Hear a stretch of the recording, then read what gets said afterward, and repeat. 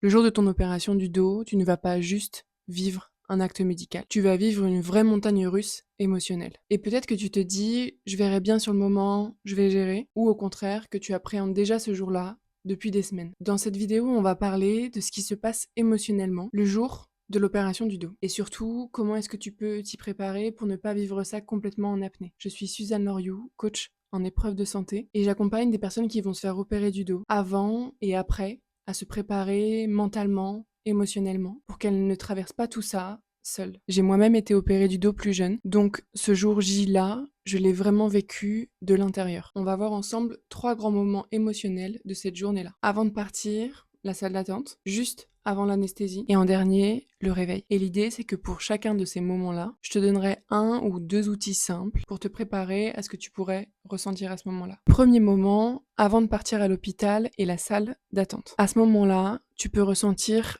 plein de choses très contradictoires. Par exemple, l'envie de tout annuler, la grande question qui revient toujours de est-ce que j'ai fait le bon choix? La colère aussi peut remonter à ce moment-là. Pourquoi est-ce que ça m'arrive à moi? De la tristesse aussi, je crois qu'il faut le dire, c'est important. Ou au contraire, quelque chose de très en mode pilote automatique, où tu fais les choses un peu sans trop réaliser ce qui se passe et en étant complètement déconnecté de toi, de ton corps, de tes émotions. La chose que je voudrais absolument rappeler ici, c'est que tout ça est totalement normal. Ton cerveau, il sait que tu approches un moment important et il vérifie, littéralement. On y va vraiment? Est-ce qu'on est sûr? Et c'est exactement comme ça qu'on peut traduire ce type de comportement, ce type de sensation qu'on peut ressentir. C'est véritablement de la protection de ton cerveau qui sait qu'il y arrive une grande échéance avec un risque, un danger et qui essaye de se protéger. Un outil très simple à ce moment-là, c'est simplement de poser des mots. Poser des mots sur ce qui se passe à l'intérieur de toi. Si tu as quelqu'un de confiance autour de toi, tu peux très bien lui partager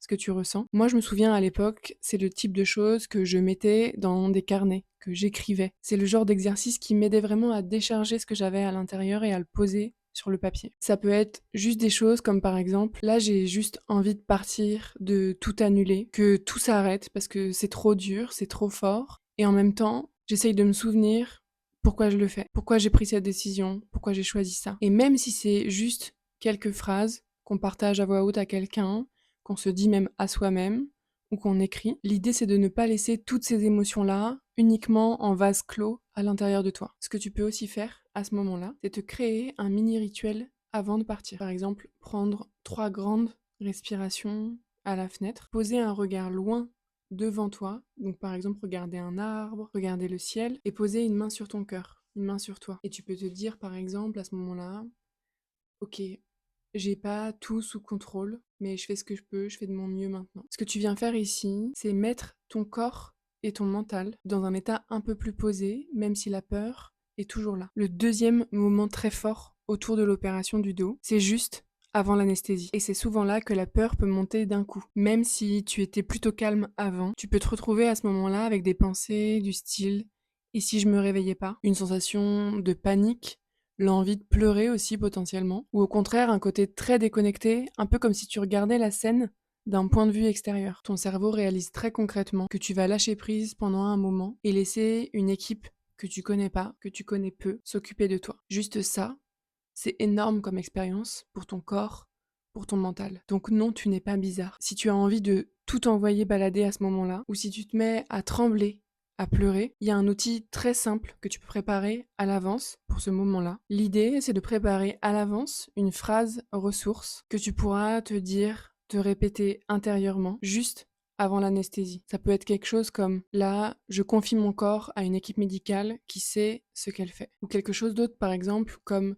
pendant un moment, je laisse quelqu'un d'autre porter pour moi. Bien sûr que ça ne supprime pas la peur, mais ce que ça va faire, c'est que ça va ajouter une voix plus douce dans le brouhaha mental que tu peux avoir à ce moment-là. Une chose que j'ai beaucoup utilisée moi personnellement, le moment de mon opération, et que je conseille souvent dans les séances qu'on a en individuel, c'est de créer ce qu'on appelle un ancrage corporel. Donc tu peux penser par exemple à quelque chose de très discret, serrer doucement quelque chose entre tes doigts, quelque chose qui te tient à cœur, quelque chose qui vibre fort pour toi, l'objet que quelqu'un t'a donné, quelque chose que tu as depuis l'enfance. Il faut que ce soit quelque chose de symbolique et d'intentionnel pour toi. Moi, je sais que je conseille souvent d'avoir une petite huile essentielle dans la main parce que les huiles En termes de vibrations, elles sont très intéressantes et qu'en plus de l'ancrage corporel qu'on a, on ajoute à ça aussi l'ancrage olfactif. Et on sait ô combien les odeurs, c'est sécurisant. Quand je parle d'ancrage corporel, ça peut être aussi tout simplement poser son attention sur une partie de ton corps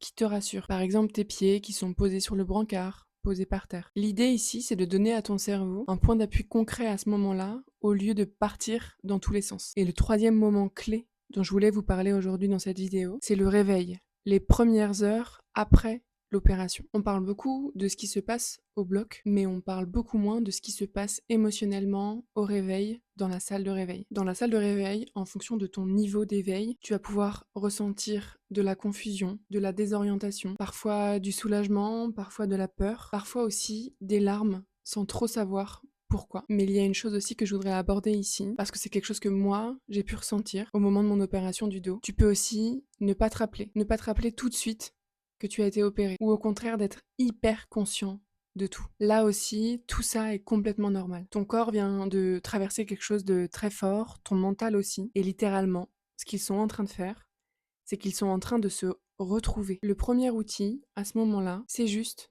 d'accepter que ce moment soit flou, pas forcément logique. Il y a une chose que je veux rappeler, c'est que tu n'as pas à bien te comporter émotionnellement dans la salle de réveil. Tu peux être vulnérable, tu peux être complètement dans le coton. Et surtout, tu peux demander de l'aide, c'est important. Parce que oui, parfois, rien que de dire à l'avance et de le savoir, de l'accepter, que le réveil, ça peut être bizarre et c'est totalement ok. Rien que ça enlève déjà une couche d'angoisse. Ce que tu peux aussi faire avant l'opération pour ce moment clé de la salle de réveil, c'est justement te préparer une ou deux petites demandes pour le réveil, si c'est possible dans ton contexte. Par exemple, demander à ce qu'on te parle doucement en te rappelant où tu es, en te disant que l'opération est terminée, ou demander par exemple si quelqu'un peut te dire une phrase toute simple juste à ton réveil, du style ça y est, c'est fait. On s'occupe de la douleur, mais maintenant toi tu peux te reposer. Je sais que ce n'est pas toujours possible, selon les équipes, selon l'organisation, mais parfois juste avoir pensé en amont à ce dont tu aurais besoin peut faire une grande différence. Ce que j'aimerais que tu retiennes de cette vidéo, c'est que le jour de l'opération n'est pas un trou noir dans lequel tu disparais. C'est une journée très forte avec des moments clés, comme on vient de le voir, avant de partir, la salle d'attente, le bloc, le réveil. Et oui, tu ne contrôles pas tout, mais tu peux totalement te préparer à ce que tu pourrais ressentir et te donner des points d'appui, des phrases, des rituels, des ancrages. Le but, ce n'est pas de ne plus avoir peur, c'est de ne pas être complètement seul à l'intérieur avec tout ce qui se passe ce jour-là. Si tu regardes cette vidéo parce que tu as une opération du dos qui arrive, je veux que tu entendes ça. Tu as le droit d'appréhender ce jour-là, mais tu as le droit aussi de préparer ton corps, ton mental à tout ce qui va se passer. Et c'est exactement pour ça que j'ai créé un accompagnement de 3 séances en visio qui s'appelle Prépa Sérénité Do. Et ce qu'on va faire pendant ces séances, c'est préparer ensemble le jour J, émotionnellement, les peurs qui montent avant, des phrases ressources, des rituels, mais aussi la façon dont tu veux te sentir en entrant et en sortant de cette épreuve de santé. Je te laisse le lien sous la vidéo avec toutes les infos. Et si cette vidéo t'a aidé et que ce n'est pas déjà fait, tu peux t'abonner à cette chaîne. Ça permet aussi de faire découvrir à d'autres personnes qui en ont besoin ce type de contenu. Ou tu peux déjà l'envoyer à quelqu'un qui, tu sais, traverse une épreuve de santé ou va avoir une opération. Sache que tu n'as pas à traverser ça seul. Vraiment. Donc prends soin de toi et à très vite.